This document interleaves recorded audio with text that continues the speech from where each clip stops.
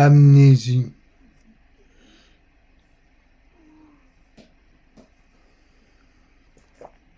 Roman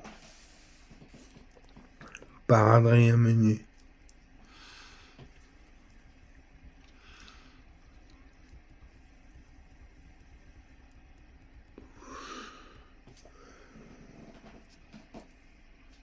Préambule.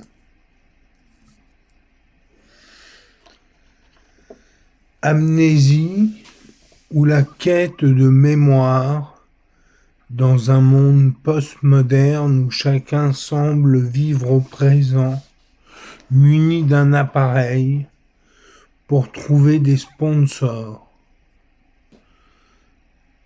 Un homme sans identité, tout juste recraché par l'administration pénitentiaire de la ville, va essayer de comprendre ce qui se cache derrière cet éternel présent.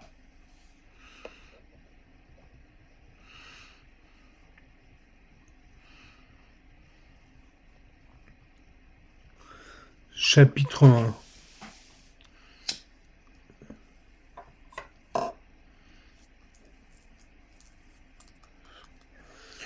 Au début, je n'y faisais pas attention.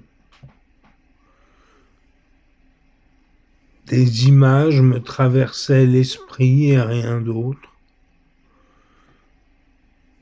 Un peu comme des clichés photographiques. Une paire de ciseaux aiguisés vus par hasard sur une étagère. Un couteau de cuisine que l'on manipulait avec dextérité, ou encore les petits scalpels que l'on vend dans les boutiques spécialisées. Chacune de ces images s'imprimait en moi et elles vivaient toutes en sourdine, calmement.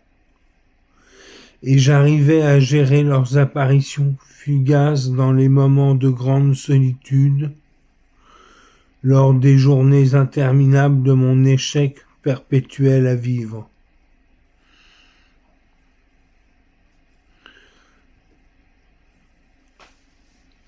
Comme des flashs un peu troubles, elles venaient teinter en filigrane mon quotidien d'être humain contemporain, abandonné à la vie, jusqu'à la mort.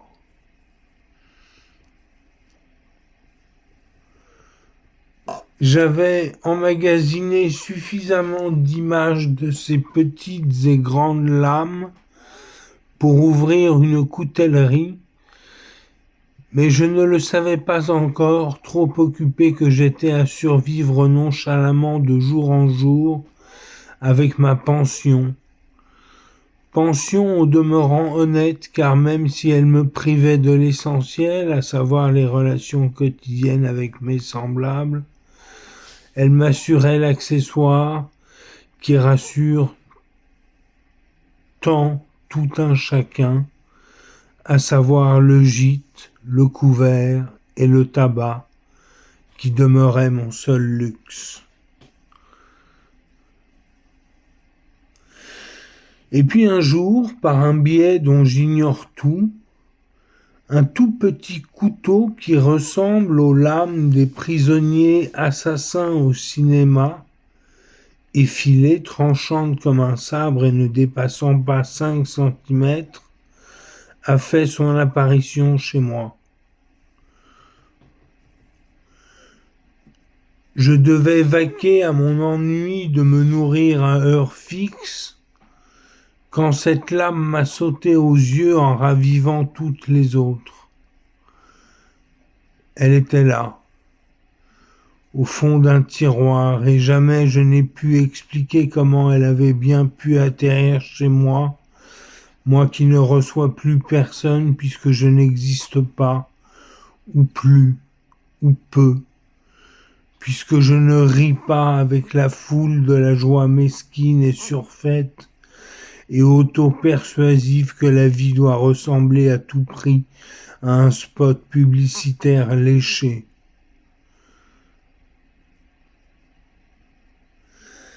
Ma première idée a été de me tuer avec une fascination morbide, un peu comme si je tenais dans ma main une drôle de clé des champs, un sésame vers l'issue de secours que quelques mouvements de la main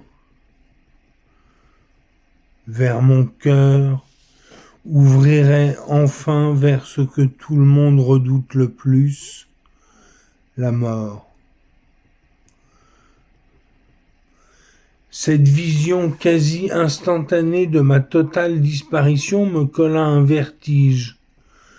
L'issue était là, à quelques centimètres.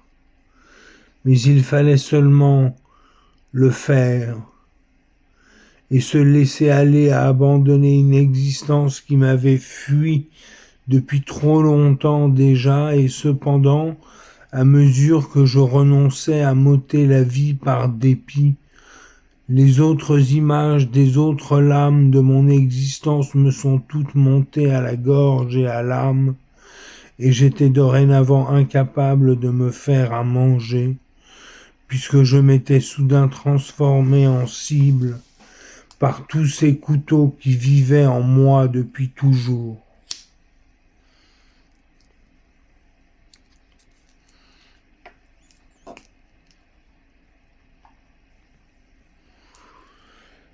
Si ma mémoire est exacte, je me suis allongé sur mon lit, vraisemblablement avec le petit couteau à la main, et j'ai tenté de censurer cet assaut inhabituel et nouveau d'images mentales qui m'invitaient à quitter un navire qui avait déjà l'allure du radeau de la Méduse, tant son équilibre était déjà fragile et instable.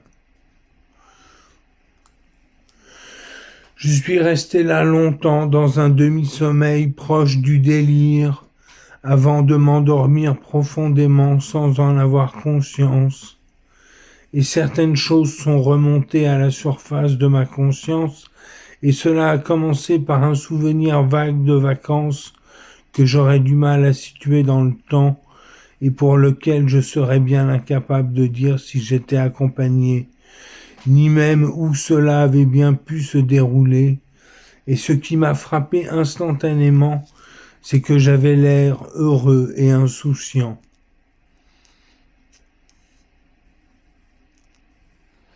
Une roue de vélo tournait à vide vers un ciel de beau printemps, et les rayons de la roue en mouvement chantaient dans les hautes herbes avoisinantes, et j'avais les yeux fermés, et je crois que je souriais. Impossible de savoir si j'étais avec quelqu'un, mais j'étais heureux. Au moins aussi heureux à l'époque que je pouvais me forcer aujourd'hui à être le moins malheureux possible. Et je ne crois pas que cela avait à voir avec une quelconque forme de jeunesse, mais bien un autre monde. La roue du vélo tournait à vide, dans une chaleur agréable, et le bruit de la mer est apparu ensuite petit à petit, comme un métronome naturel invariablement déstabilisé par les caprices subtils de la nature, qui font que certaines vagues comptent double et que d'autres viennent mourir plus longtemps sur la plage. Un autre monde, oui. Même pas une autre époque. Un monde. Peut-être celui de l'enfance, que sais-je, mais rien ne faisait mal, et les visages étaient ouverts, et la vie battait son plein avec ses kyrielles d'enfants qui couraient derrière le glacier de la plage en slip de bain mal assorti, au son d'une corne de brume qui leur annonçait un délice fugace pour un été qui semblait éternel.